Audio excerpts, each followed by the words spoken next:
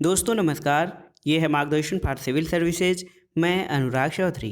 दोस्तों मार्गदर्शन एनसीईआरटी श्रृंखला में आज की वीडियो में आप पढ़ेंगे 11वीं कक्षा के भूगोल भौतिक भूगोल के मूल सिद्धांत का अध्याय 12 विश्व की जलवायु एवं जलवायु परिवर्तन। इस अध्याय में आप जानेंगे कोपेन का जलवायु वर्गीकरण पद्धति क्या है और जलवायु के प्रमुख प्रकार कौन से हैं, जलवायु परिवर्तन के कारण क्या हैं, भूमंडलीय ऊष्मीकरण या भूमंडलीय तापन किसे कहते हैं और ग्रीन हाउस गैसें और उनके प्रभाव के बारे में। तो आइए शुरू करते हैं आज का वीडियो। 11वीं कक्षा के भूगोल का अध्याय 12 विश्व की जलवायु एवं जलवायु परिवर्तन।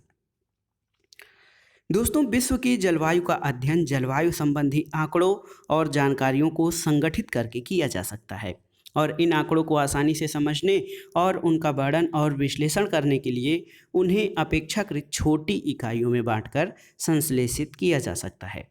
दोस्तों जलवायु का वर्गीकरण जो है मोटे तौर पर 3 बृहद उपगमनों के द्वारा किया जाता है। ये हैं आनुभविक, जननिक और अनुप्रयुक्त। आनुभविक वर्गीकरण द्वारा प्रेक्षित किए गए विशेष रूप से तापमान और वर्णन से संबंधित आंकड़ों पर आधारित होता है। जननिक वर्गीकरण जलवायु को उसके कारकों के आधार पर संगठित करने का प्रयास होता है और जलवायु का अनुप्रयुक्त वर्गीकरण किसी विशिष्ट उद्देश्य के लिए किया जाता है। दोस्तों आइए जानते हैं जलवायु वर्गीकरण के संबंध में सबसे महत्वपूर्ण कोपेन के जलवायु वर्गीकरण की पद्धति के बारे में। दोस्तों वी कोपेन द्वारा विकसित की गई जलवायु के वर्गीकरण की आनुभविक पद्धति का सबसे व्यापक उपयोग किया जाता है और कोपेन ने वनस्पति के वितरण और जलवायु के बीच एक घनिष्ठ संबंध की पहचान की। उन्होंने तापमान और वर्षण के कुछ निश्चित मानों का चयन करते हुए उनका वनस्पति के वितरण से संबंध स्थापित किया और इन मानों का उपयोग जलवायु के वर्गीकरण के लिए किया। वर्षा और तापमान के मध्यमान वार्षिक और मध्यमान मासिक आंकड़ों पर आधारित यह एक आनुभविक पद्धति है। उन्होंने जलवायु के समूहों और प्रकारों की पहचान करने के लिए बड़े तथा छोटे अक्षरों के प्रयोग का प्रारंभ किया और 1918 में विकसित और समय के साथ संशोधित हुई कोपेन की यह पद्धति आज भी जलवायु वर्गीकरण के संबंध में बहुत ही लोकप्रिय और प्रचलित पद्धति है। दोस्तों कोपेन ने अपने वर्गीकरण में 5 प्रमुख जलवायु समूह निर्धारित किए थे, जिनमें से 4 तापमान और वर्षण पर, 1 वर्षण पर आधारित है। कोपेन के जलवायु समूह और उनकी विशेषताओं को यहाँ पर इस चार्ट में दिया गया है। तो यहाँ पर देखिए कोपेन के अनुसार जो जलवायु समूह हैं वो कौन से हैं। तो ए जो है यानी पहला उष्णकटिबंधीय है। देखिए ए सभी महीनों का औसत तापमान 18 डिग्री सेल्सियस से अधिक होता है उष्णकटिबंधीय जो जलवायु क्षेत्र होते हैं उनमें। बी शुष्क जलवायु है, वर्षण की तुलना में विभव वाष्पीकरण की अधिकता होती है। शी जो है वो कोष्ण शीतोष्ण है, सर्वाधिक ठंडे महीने का औसत तापमान 3 डिग्री सेल्सियस से अधिक किंतु 18 डिग्री सेल्सियस से कम मध्य अक्षांशीय जलवायु पाई जाती है। डी है शीतल हिमवन जलवायु, जो वर्ष के सर्वाधिक ठंडे महीनों का औसत तापमान जो है 0 तापमान से 3 डिग्री सेल्सियस से नीचे होता है। और शीत समूह, इसमें सभी महीनों का औसत तापमान 10 डिग्री सेल्सियस से कम होता है और उच्च भूमि जो होती है वो ऊंचाई के कारण शीत। तो ये कोपेन के अनुसार 5 महत्वपूर्ण या 6 महत्वपूर्ण जलवायु समूह हैं। दोस्तों बड़े अक्षर ए सी डी और ई आर्द्र जलवायु को और बी अक्षर शुष्क जलवायु को निरूपित करता है। जलवायु समूहों को तापक्रम और वर्षा की मौसमी विशेषताओं के आधार पर कई उप प्रकारों में विभाजित किया गया है, जिसको छोटे अक्षरों द्वारा अभिहित किया जाता है। शुष्कता वाले मौसमों को छोटे अक्षरों FMWS द्वारा इंगित किया गया है, जिसमें F जो है स्मॉल f शुष्क मौसम के न होने को, यम जो है यम क्या है तो दोस्तों यम मानसून जलवायु को, डब्ल्यू या स्मॉल डब्ल्यू जो है ये शुष्क शीत ऋतु को और एस जो है शुष्क ग्रीष्म ऋतु को इंगित करता है। छोटे अक्षर ए बी और सी तथा डी तापमान की उग्रता वाले भाग को दर्शाते हैं और कैपिटल बी समूह की जलवायु को उप विभाजित करते हुए स्टेपी अथवा अर्ध शुष्क के लिए कैपिटल एस और मरुस्थल के लिए कैपिटल डब्ल्यू जैसे बड़े अक्षरों का प्रयोग किया गया है। जलवायु प्रकारों को ये जो है सारणी में दिखाया गया है। तो जलवायु समूहों के प्रकारों का जो वितरण है उसको हम आइए सारणी में देख लेते हैं। बहुत ही महत्वपूर्ण सारणी है। कोपेन के अनुसार जलवायु का जो प्रकार है उसको आइए जान लेते हैं। समूह देखिए, ए उष्णकटिबंधीय आर्द्र जलवायु, इसके प्रकार कैपिटल ए स्मॉल एफ और एम ए डब्ल्यू हैं। देखिए उष्णकटिबंधीय आर्द्र जो है वो ए एफ है, इसमें कोई शुष्क ऋतु नहीं होती। उष्णकटिबंधीय मानसून में मानसून लघु शुष्क ऋतु होता है और उष्णकटिबंधीय आर्द्र और शुष्क में जाड़े की शुष्क ऋतु होती है। इसी प्रकार बी यानी शुष्क जलवायु की बात करें तो इसमें उपोष्ण कटिबंधीय स्टेपी, उपोष्ण कटिबंधीय मरुस्थल, मध्य अक्षांशीय स्टेपी और मध्य अक्षांशीय मरुस्थल जो है इनके उप विभाग या उप प्रकार होते हैं। दोस्तों शी यानी कोष्ण शीतोष्ण या मध्य अक्षांशीय जलवायु, इसमें आर्द्र उपोष्ण कटिबंधीय CFA, मध्य अक्षांशीय अर्धशुष्क अथवा शुष्क, भूमध्य सागरीय जो है ये कैपिटल C और S है यानी शुष्क और ग्रीष्म जलवायु, और देखिए समुद्री पश्चिमी तटीय को CFB, इसमें कोई शुष्क ऋतु नहीं, कोष्ण और शीतल ग्रीष्म होता है। डी प्रकार में शीतल हिमवन जलवायु होती है जिसमें आर्द्र महाद्वीपीय यानी DF, जिसमें कोई शुष्क ऋतु नहीं, भीषण जाड़ा पड़ता है, और हिमवन जलवायु उत्तर ध्रुवीय में DW, जहां जाड़ा शुष्क और अत्यंत भीषण होता है। उसी प्रकार ई जो है शीत जलवायु को प्रदर्शित करता है जिसमें टुंड्रा कैपिटल ET, सही अर्थों में कोई ग्रीष्म नहीं होता है, और ध्रुवीय हिमटोपी कैपिटल E कैपिटल F से जो है हम उसको निरूपित करते हैं, जो सदैव हिमाच्छादित हिम होता है, और कैपिटल F जो उच्च भूमि को प्रदर्शित करता है, ये हिमाच्छादित उच्च भूमियों को दर्शाता है। आइए सबसे पहले विस्तार में जानते हैं समूह ए यानी उष्णकटिबंधीय जलवायु के बारे में। दोस्तों उष्णकटिबंधीय आर्द्र जलवायु कर्क रेखा और मकर रेखा के बीच पाई जाती है, और आप जानते हैं कि यहाँ संपूर्ण वर्ष सूर्य ऊपर यानी सीधे ऊपर ऊर्ध्व होता है, और अंतर उष्णकटिबंधीय अभिसरण क्षेत्र की उपस्थिति के कारण यहाँ की जलवायु उष्ण और आर्द्र रहती है। यहाँ वार्षिक तापांतर बहुत कम होता है, वर्षा बहुत अधिक होती है, और जलवायु के इस उष्णकटिबंधीय समूह को 3 प्रकारों में बांटा जाता है, जो हैं कैपिटल ए स्मॉल एफ यानी उष्णकटिबंधीय आर्द्र जलवायु, कैपिटल ए स्मॉल एम उष्णकटिबंधीय मानसून जलवायु, और तीसरा है AW यानी उष्णकटिबंधीय आर्द्र जलवायु जिसमें शीत ऋतु शुष्क होती है। दोस्तों उष्ण आर्द्र जलवायु कैसा होता है, तो उष्णकटिबंधीय आर्द्र जलवायु विषुवत वृत्त के निकट पाई जाती है, और इस जलवायु के प्रमुख क्षेत्र दक्षिण अमेरिका का अमेजन बेसिन, पश्चिमी विषुवत अफ्रीका तथा दक्षिणी पूर्वी एशिया के द्वीप हैं, और वर्ष के प्रत्येक माह में दोपहर के बाद गरज और बौछारों के साथ प्रचुर मात्रा में वर्षा होती है। तापमान समान रूप से ऊंचा और वार्षिक तापांतर नगण्य होता है, यानी साल भर यहाँ तापमान में बहुत अंतर नहीं पाया जाता है। किसी भी दिन अधिकतम तापमान लगभग 30 डिग्री सेल्सियस और न्यूनतम तापमान 20 डिग्री सेल्सियस होता है, और इस जलवायु में सघन वितान और व्यापक जैव विविधता वाले उष्णकटिबंधीय सदाहरित वन पाए जाते हैं। तो आपने उष्णकटिबंधीय आर्द्र जलवायु की विशेषताएं जान ली। दोस्तों उष्णकटिबंधीय मानसून जलवायु यानी AM। दोस्तों उष्णकटिबंधीय मानसून जलवायु भारतीय उपमहाद्वीप, दक्षिणी अमेरिका के उत्तर पूर्वी भाग और उत्तरी ऑस्ट्रेलिया में पाई जाती है। यहाँ पर भारी वर्षा अधिकतर गर्मियों में होती है, शीत ऋतु शुष्क होती है, और जलवायु के इस प्रकार का विस्तृत जलवायु विवरण हम जो है दोस्तों भौतिक पर्यावरण वाले जो है NCERT में देखेंगे।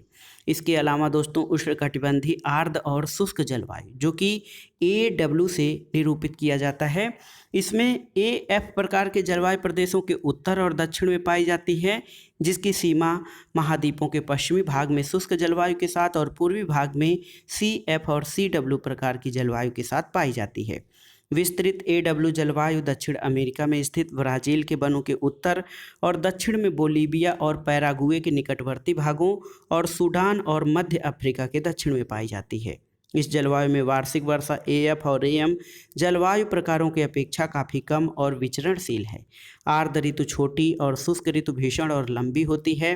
तापमान वर्ष भर ऊंचा रहता है और शुष्क ऋतु में दैनिक तापांतर सर्वाधिक होते हैं। इस जलवायु में पर्णपाती वन और पेड़ों से ढकी हुई घास भूमियाँ पाई जाती हैं।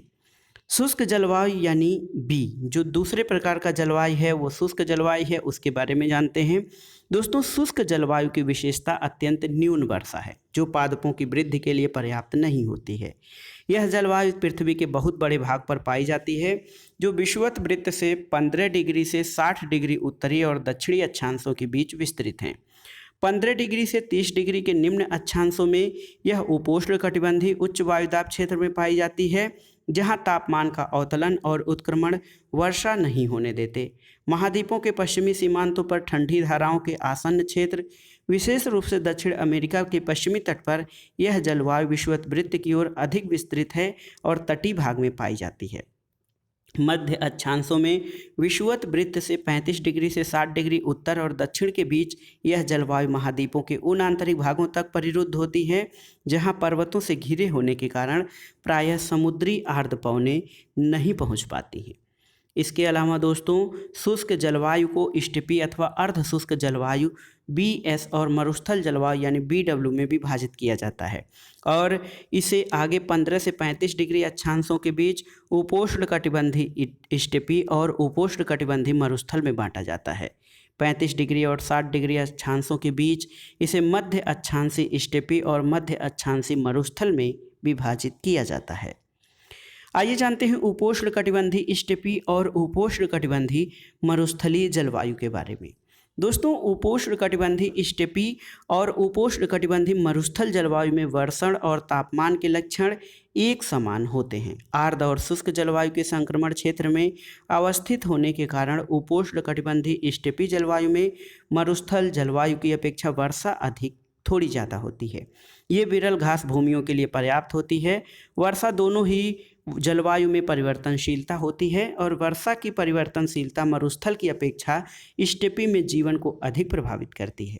कई बार यहाँ पर अकाल की स्थिति पैदा हो जाती है और मरुस्थलों में वर्षा थोड़ी किंतु गरज के साथ तीव्र बौछारों के रूप में होती है, जो मृदा में नमी पैदा करने में अप्रभावी सिद्ध होती है। ठंडी धाराएं तापमान लगते तटीय मरुस्थलों में कोहरा एक आम बात है और ग्रीष्मकाल में अधिकतम तापमान बहुत ऊंचा होता है।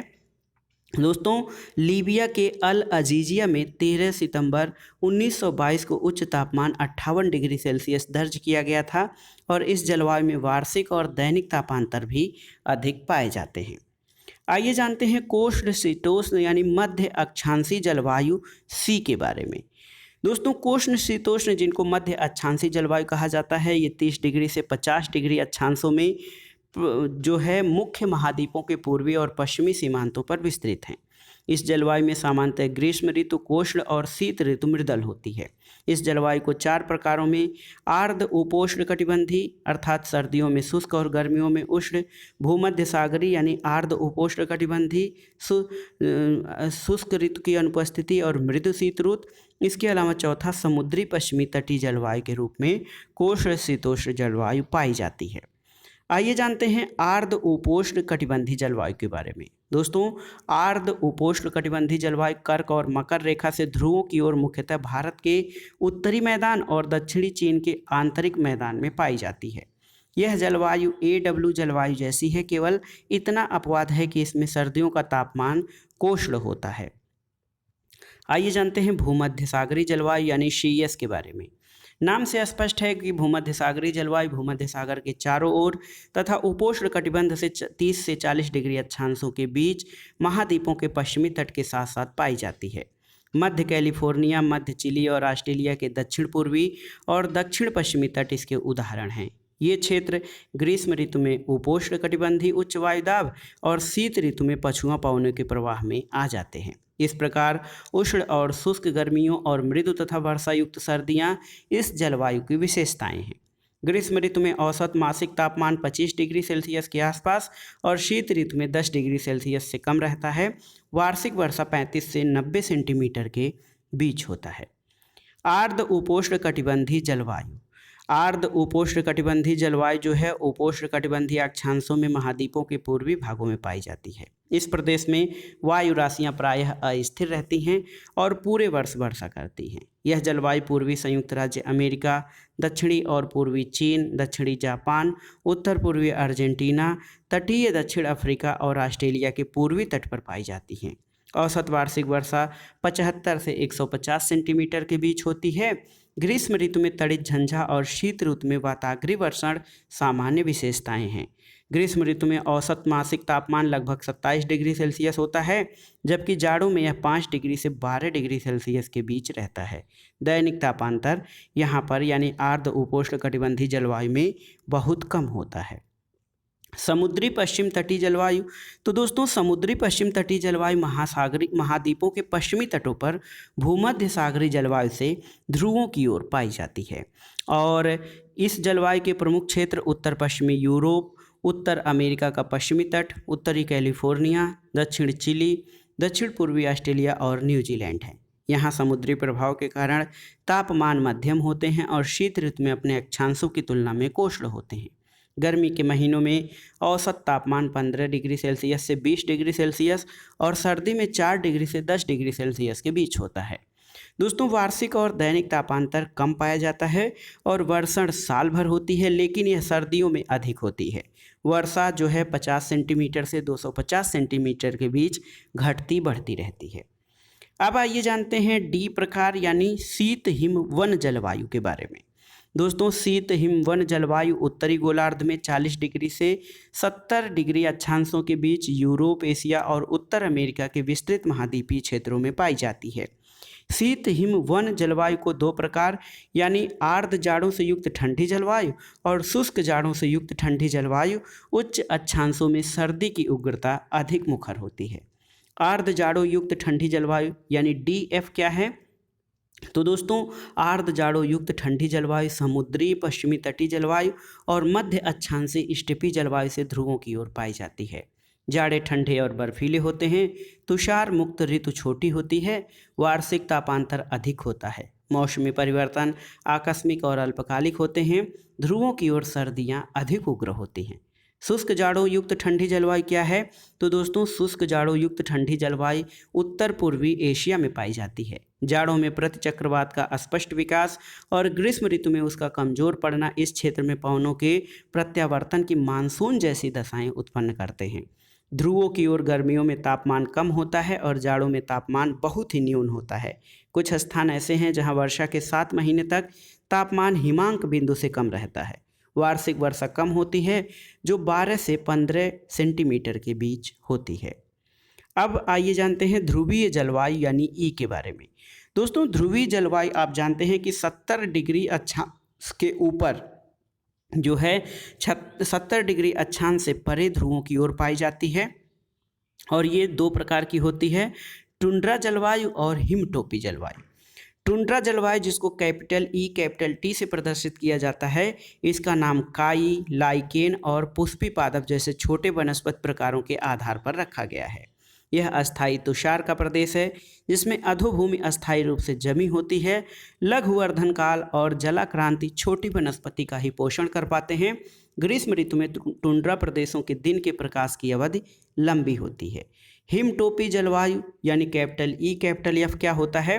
तो हिमटोप जलवायु ग्रीनलैंड और अंटार्कटिका के अतिरिक्त भागों में पाई जाती है, आंतरिक भागों में। गर्मियों में भी तापमान हिमांक से नीचे रहता है। इस क्षेत्र में वर्षा थोड़ी मात्रा में होती है। तुषार और हिम एकत्रित होती जाती है जिसका बढ़ता हुआ दबाव हिम परतों को विकृत कर देता है।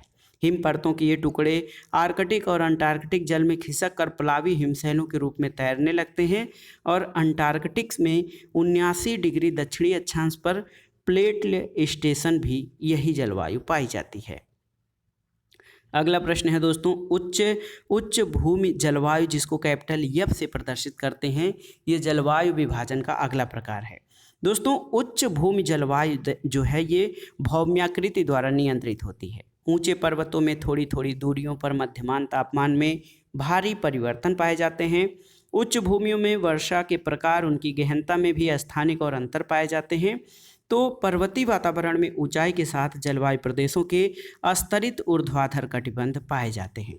तो आपने कोपेन द्वारा किए गए जलवायु वर्गीकरण को बहुत ही विस्तार में जाना। अब जानते हैं जलवायु परिवर्तन यानी क्लाइमेट चेंज क्या है। दोस्तों, जिस प्रकार की जलवायु का अनुभव हम अब कर रहे हैं वह थोड़े बहुत उतार चढ़ाव के साथ विगत 10,000 वर्षों से अनुभव की जा रही है। अपने प्रादुर्भाव से पृथ्वी के जलवायु में अनेक परिवर्तन हुए हैं। भूगर्भिक अभिलेखों से हिमयुगों और अंतर हिमयुगों में क्रमशः परिवर्तन की प्रक्रिया परिलक्षित होती है। भू आकृतिक लक्षण विशेषतः ऊंचाइयों तथा उच्च अक्षांशों में हिमानियों के आगे बढ़ने और पीछे हटने से शेष चिन्ह प्रदर्शित करते हैं।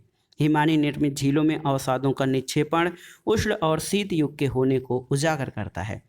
वृक्षों के तनों में पाए जाने वाले वलय भी आर्द्र और शुष्क युगों की उपस्थिति का संकेत देते हैं। ऐतिहासिक अभिलेख भी जलवायु की अनिश्चितता का वर्णन करते हैं और ये सभी साक्ष्य इंगित करते हैं कि जलवायु परिवर्तन एक प्राकृतिक और सतत प्रक्रिया है। भारत में भी आर्द्र और शुष्क युग आते रहे हैं। पुरातत्व खोजें दर्शाती हैं कि ईसा से लगभग 8,000 वर्ष पहले राजस्थान मरुस्थल की जलवायु आर्द्र और शीतल थी। ईसा से 3,000 से 1,700 वर्ष पूर्व यहाँ पर वर्षा अधिक होती थी और लगभग 2,000 से 1,700 वर्ष ईसा पूर्व यह क्षेत्र हड़प्पा संस्कृति का केंद्र था। शुष्क दशाएं तभी से गहन हुई। लगभग 50 करोड़ से 30 करोड़ वर्ष पहले भूवैज्ञानिक काल के कैम्ब्रियन, आर्डोविशियन और सिल्यूरियन युगों में पृथ्वी गर्म थी। प्लीस्टोसीन युगांतर के दौरान हिमयुग और अंतर हिमयुग अवधियां रही हैं। अंतिम प्रमुख हिमयुग आज से 18,000 वर्ष पूर्व था और वर्तमान अंतर हिमयुग 10,000 वर्ष पूर्व आरंभ हुआ था। आइए जानते हैं अभिनव पूर्व काल में जलवायु किस प्रकार थी। दोस्तों, सभी कालों में जलवायु परिवर्तन होते रहे हैं। पिछली शताब्दी के 90 के दशक में चरम मौसमी घटनाएं घटित हुईं। 1990 के दशक में शताब्दी का सबसे गर्म तापमान और विश्व में सबसे भयंकर बाढ़ों को दर्ज किया है। सहारा मरुस्थल के दक्षिण में स्थित साहेल प्रदेश में 1967 से 77 के दौरान आया विनाशकारी सूखा ऐसा ही एक परिवर्तन था। 1930 के दशक में संयुक्त राज्य अमेरिका के बृहद मैदान के दक्षिण पश्चिमी भाग में, जिसे धूल का कटोरा कहा जाता है, भीषण सूखा पड़ा। फसलों की उपज अथवा फसलों के विनाश, बाढ़ों और लोगों के प्रवास संबंधी ऐतिहासिक अभिलेख परिवर्तनशील जलवायु के प्रभावों के बारे में बताते हैं। यूरोप में अनेकों बार गर्मी, आर्द्र, शीत और शुष्क युगों से गुजरा है और इनमें से महत्वपूर्ण प्रसंग 10वीं और 11वीं शताब्दी की उष्ण और शुष्क दशाओं का है, जिसमें वाइकिंग कबीले ग्रीनलैंड में जा बसे थे। यूरोप ने सन 1550 से सन 1850 के दौरान लघु हिमयुग का अनुभव किया है और 1885 से 1940 तक विश्व के तापमान में वृद्धि की प्रवृत्ति पाई गई है। 1940 के बाद तापमान में वृद्धि की दर जो है वो घटी है। दोस्तों, जलवायु परिवर्तन क्या होता है यानी इसके प्रमुख कारण क्या होते हैं, इसके बारे में जानें। जलवायु परिवर्तन का कोई एक कारण नहीं है, इसके अनेक कारण हैं। इन्हें खगोलीय और पार्थिव कारणों में वर्गीकृत किया जाता है। खगोलीय कारकों का संबंध सौर कलंकों की गतिविधियों से उत्पन्न सौरिक निर्गत ऊर्जा में परिवर्तन से है। सौर कलंक पर सूर्य पर काले धब्बे होते हैं जो एक चक्रीय ढंग से बढ़ते घटते हैं। कुछ मौसम वैज्ञानिकों के अनुसार सौर कलंकों की संख्या बढ़ने पर मौसम ठंडा और आर्द्र हो जाता है और तूफानों की संख्या बढ़ जाती है। सौर कलंकों की संख्या घटने से उष्ण और शुष्क दशाएं उत्पन्न होती हैं, यद्यपि ये खोजें आंकड़ों की दृष्टि से महत्वपूर्ण नहीं हैं। दोस्तों, एक खगोलीय सिद्धांत मिलैंकोविच दोलन है जो सूर्य के चारों ओर पृथ्वी के कक्षीय लक्षणों में बदलाव के चक्रों, पृथ्वी की डगमगाहट और पृथ्वी की अच्छी झुकाव में परिवर्तन के बारे में अनुमान लगाता है। ये सभी कारक सूर्य से प्राप्त होने वाले सूर्य तप में परिवर्तन ला देते हैं, जिसका प्रभाव जलवायु पर पड़ता है। इसके अलावा दोस्तों, ज्वालामुखी क्रिया जलवायु परिवर्तन का एक अन्य कारण है। ज्वालामुखी उद्भेदन वायुमंडल में बड़ी मात्रा में एरोसोल फेंक देता है। ये एरोसोल लंबे समय तक वायुमंडल में विद्यमान रहते हैं, पृथ्वी की सतह पर पहुंचने वाले सौरिक विकिरण को ये कम करते हैं और हाल में हुए पिनाटोबा और एलसीओल ज्वालामुखी उद्भेदनों के बाद पृथ्वी का औसत तापमान कुछ हद तक गिर गया था। दोस्तों, जलवायु पर पड़ने वाला सबसे महत्वपूर्ण मानवोद्भवी कारण वायुमंडल में ग्रीन हाउस गैसों का बढ़ता हुआ सांद्रण है और इसमें भूमंडलीय ऊष्मन यानी ग्लोबल वार्मिंग हो सकता है।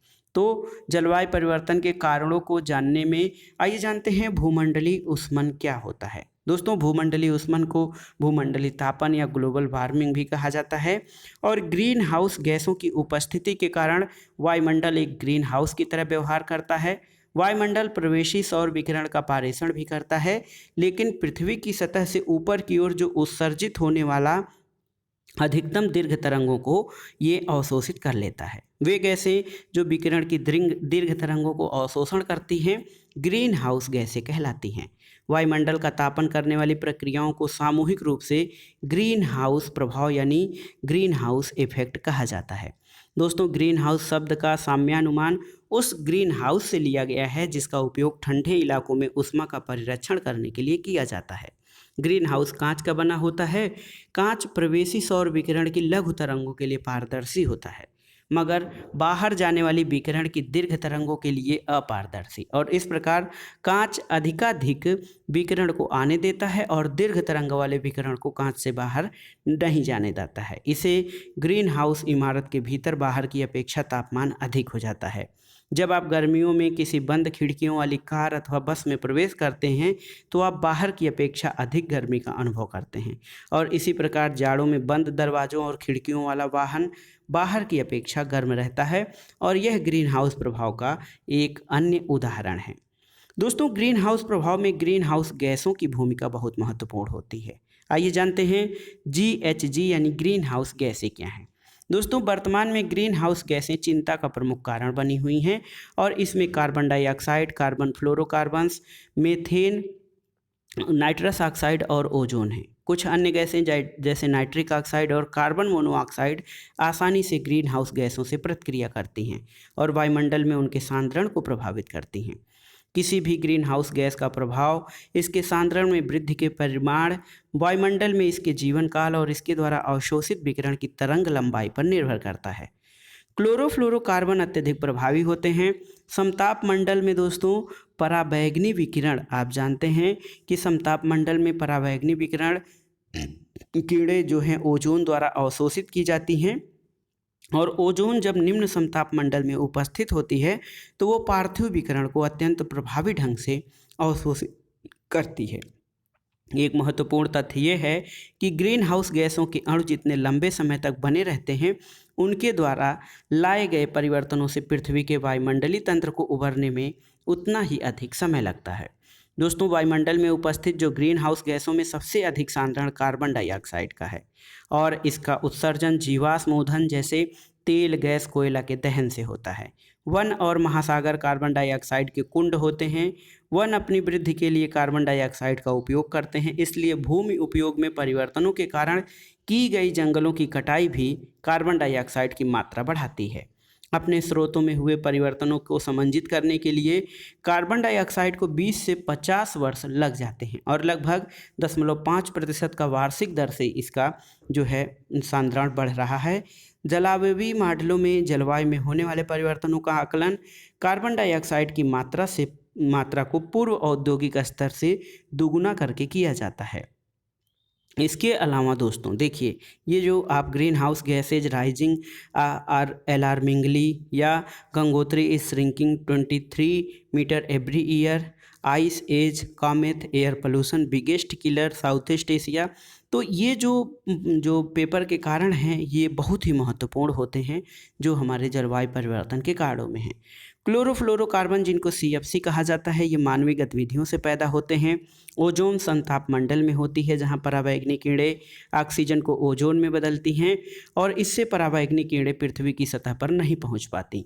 समताप मंडल में वाहित होने वाली ग्रीन हाउस गैसें भी ओजोन को नष्ट करती हैं, और ओजोन का सबसे अधिक ह्रास अंटार्कटिका के ऊपर हुआ है। समताप मंडल में ओजोन के सांद्रण का ह्रास ओजोन छिद्र कहलाता है, और ये छिद्र पराबैंगनी किरणों के क्षोभ मंडल से गुजरने देता है। दोस्तों, वायुमंडल में ग्रीन हाउस गैसों के उत्सर्जन को कम करने के लिए अंतर्राष्ट्रीय स्तर पर प्रयास किए गए हैं। इनमें से सबसे महत्वपूर्ण क्योटो प्रोटोकॉल है। इसकी उद्घोषणा 1997 में की गई, और 2005 में प्रभावी हुई उद्घोषणा में कई राष्ट्रों ने अनुमोदन किया है, और क्योटो प्रोटोकॉल ने 35 औद्योगिक राष्ट्रों को परिबद्ध किया ताकि वे सन 1990 के उत्सर्जन स्तर वर्ष 2012 तक 5% की कमी लाएं। दोस्तों, वायुमंडल के ग्रीन हाउस, देखिए वायुमंडल में ग्रीन हाउस गैसों के सांद्रण में वृद्धि की प्रवृत्ति आगे चलकर पृथ्वी को गर्म कर सकती है। एक बार भूमंडलीय ऊष्मन के आरंभ हो जाने पर इसे उलटना बहुत मुश्किल होगा। भूमंडलीय ऊष्मन का प्रभाव हर जगह एक समान नहीं होगा, फिर भी भूमंडलीय ऊष्मन के दुष्प्रभाव जीवन पोषक तत्व को प्रभावित कर सकते हैं। इसमें हिम टोपियों और हिम नदियों के पिघलने से ऊंचा उठा समुद्री जल का स्तर और समुद्र का ऊष्मीय विस्तार तटीय क्षेत्र के विस्तृत भागों और द्वीपों को जल प्लावित कर सकता है। इससे सामाजिक समस्याएं उत्पन्न होंगी। विश्व समुदाय के लिए ये गहरी चिंता का एक और विषय है। ग्रीन हाउस गैसों के उत्सर्जन को नियंत्रित करने और भूमंडलीय ऊष्मन की प्रवृत्ति को रोकने के लिए प्रयास आरंभ हो चुके हैं और हमें आशा है कि विश्व समुदाय इस चुनौती का प्रत्युत्तर देगा और एक ऐसी जीवन शैली को अपनाएगा जिससे आने वाली पीढ़ियों के लिए यह संसार रहने लायक रह सकेगा। आज भूमंडलीय ऊष्मन यानी ग्लोबल वार्मिंग विश्व की प्रमुख चिंताओं में से एक है। दोस्तों, देखिए तापमान के उपलब्ध आंकड़े जो 19वीं शताब्दी के पश्चिमी यूरोप के हैं। इस अध्ययन में देखिए 1961 से 80 में पहले और बाद की अवधियों की तापमान असंगतियों के अनुमान 1961 से 90 की अवधि के औसत तापमान से लगाया जाता है। पृथ्वी के धरातल के निकट वायु का औसत वार्षिक तापमान लगभग 14 डिग्री सेल्सियस है। 1961 से 90 के दौरान क्या हुआ कि ग्लोब के सामान्य तापमान की तुलना में 1856 से 2000 के दौरान पृथ्वी के धरातल के निकट वार्षिक तापमान में असंगति दर्शाई गई है। तापमान के बढ़ने की प्रवृत्ति दोस्तों 20वीं शताब्दी में दिखाई दी और 20वीं शताब्दी में सबसे अधिक तापन दो अवधियों में हुआ है। एक तो 1901 से 1944 और दूसरा 1977 से 1999 में। इन दोनों में से प्रत्येक अवधि में भूमंडलीय ऊष्मन 0.4 डिग्री सेल्सियस बढ़ा है और इन दोनों अवधियों के बीच थोड़ा शीतलन भी हुआ है जो उत्तरी गोलार्ध में अधिक चिह्नित था। दोस्तों, 20वीं शताब्दी के अंत में औसत वार्षिक तापमान का वैश्विक अध्ययन 19वीं शताब्दी में दर्ज किए गए तापमान में 0.6 डिग्री सेल्सियस अधिक था और 1856 से 2000 के दौरान सबसे गर्म साल अंतिम दशक में दर्ज किया गया था। सन 1998 में संभवतः न केवल 20वीं शताब्दी का बल्कि सहस्राब्दी का सबसे गर्म वर्ष था। तो ये था आज का वीडियो दोस्तों। 11वीं कक्षा के भूगोल का अध्याय 12 विश्व की जलवायु एवं जलवायु परिवर्तन, और इस क्रम में आपने कोपन के जलवायु का वर्गीकरण और जलवायु परिवर्तन के कारण तथा ग्रीन हाउस गैस, भूमंडलीय ऊष्मन और उसके पर्यावरण और मानव समाज पर पड़ने वाले प्रभावों के बारे में जाना। ये अध्याय आपको कैसा लगा हमें कमेंट बॉक्स में ज़रूर बताइएगा। वीडियो को लाइक करें, शेयर करें और इस चैनल मार्गदर्शन फॉर सिविल सर्विसेज को सब्सक्राइब करें। वीडियो देखने के लिए धन्यवाद दोस्तों। नमस्कार।